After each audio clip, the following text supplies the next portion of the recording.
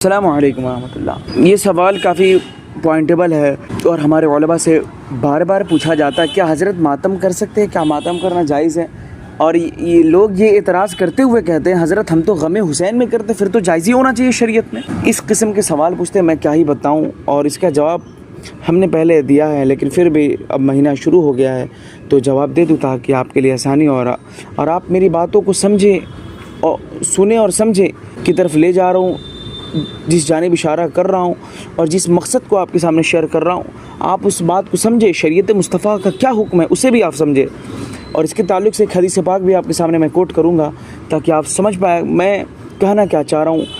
उम्मीद है कि इंशाअल्लाह मैं समझाने की कोशिश करूँगा और आप समझ पाएँ। उम्मीद तो यही है आप समझेंगे। देखिए, जो लोग ये कहते हैं कि हज़रत हम तो गमे हुसैन में करते हैं, हज़रत फिर तो शरीयत मुस्तफ़ा में जायज़ होनी चाहिए, तो उन लोगों के लिए 3 जवाब है हमारे पास। पहला कि देखिए मेरे भाई, जो चीज़ें आपको लगती हैं शरीयत में जायज़ है, जो आपको लगती हैं कि शरीयत में जायज़ होनी चाहिए, ये जायज़ है।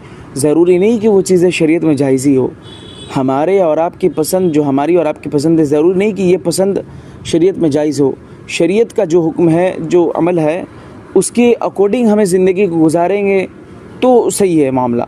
ये पहली बात कि जो लोग ये कहते हैं हज़रत ये तो गमे हुसैन में करते हैं तो फिर जायज़ ही होनी चाहिए, उन लोगों के लिए ये पहला जवाब कि ज़रूरी नहीं है जो चीज़ें आपको अच्छी लगे, जो चीज़ आपको पसंद हो, वो शरीयत मुस्तफ़ा में जायज़ ही हो। ठीक। और चलो अब दूसरे पॉइंट की तरफ बढ़ते हैं। दूसरा पॉइंट ये है कि जो ये लफ्ज़ इस्तेमाल करते हैं कि हम हज़रत गमे हुसैन में करते हैं, शुहदा करबला के गम में करते हैं।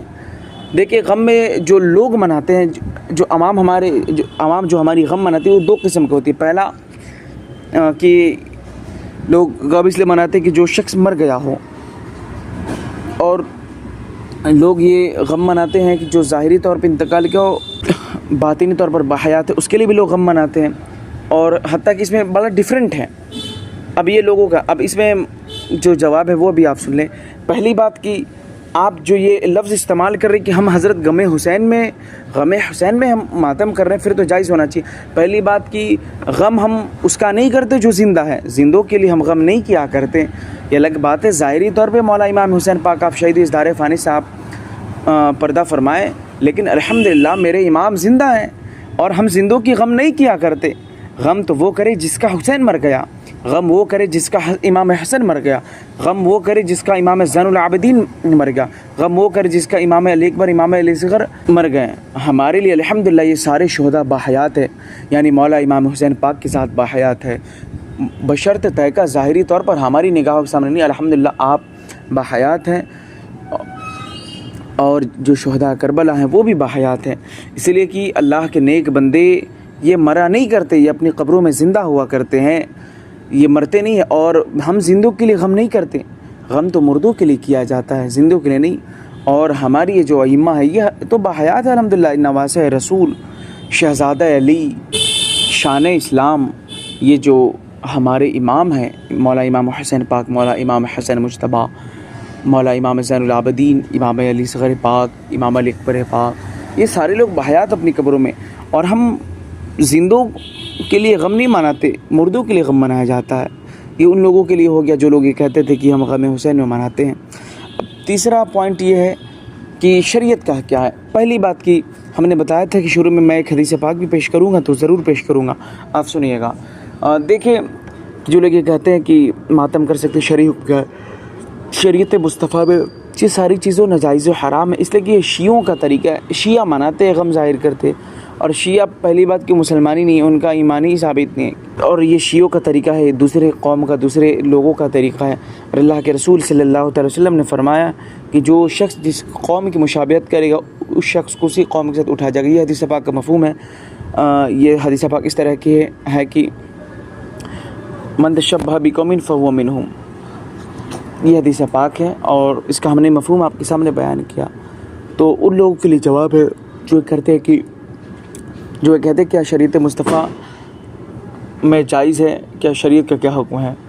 और आप उम्मीद है कि तीनों बातों से आप राज़ी होंगे और समझ गए होंगे, और हमने अपनी जानिब से समझाने की कोशिश की है कि आप समझे। पहला पॉइंट, दूसरा पॉइंट, तीसरा पॉइंट, इसको समझिए कि पहली बात कि हमने बताया कि भाई आप खुद सोचिए, गम किसका करे, गम उसका किया जाता है जो मर गया। भाई हमारे इमाम हुसैन पाक मरे नहीं है, आप हो सके आप जिसका गम कर रहे हो वो आपका इमाम, वो आपका हुसैन मर गया हो, लेकिन मेरे ही मौला इमाम हुसैन पाक नवासे रसूल शहज़ाद अली करमल्लाहु वजहल करीम ये बहयात है, तो हम क्यों गम करें। और इस दिन तो हमें पैगाम देना चाहिए, लोगों को सबील करना चाहिए, ताकि लोगों को मालूम पड़े मेरे मुस्तफ़ा करीम की शरीयत तो ये है कि हम लोगों के साथ किस कदर नरमी से पेश आते हैं। और शरीयत का हुक्म ये है कि जो शरीयत ने जिस चीज़ को जायज़ कहा, जिस चीज़ की हमें अथॉरिटी है, उस चीज़ को हम जायज़ ही कहेंगे, अगरचे हमारे सामने ज़ालिमों और कुफ़ार मुशरिकीन की लाखों की फ़ौज हो, उन लोगों के सामने भी हम डट कर उसको जायज़ ही कहेंगे। और जिन चीज़ों को हराम कहा गया उन चीज़ों को हम हराम ही कहेंगे, अगरचे हमारे सामने पूरी ज़ालिम और ये बातिल क़ुव्वत भी खड़ी रहे।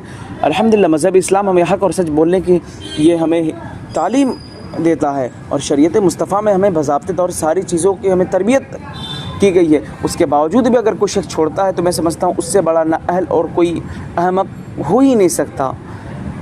बस आज के लिए इतना ही। जज़ाकल्लाहु खैरन कसीरा। उम्मीद है कि आप समझ गए होंगे मेरी बातों को, और ख्याल से सब्सक्राइब कर लें। अस्सलामु अलैकुम व रहमतुल्लाह।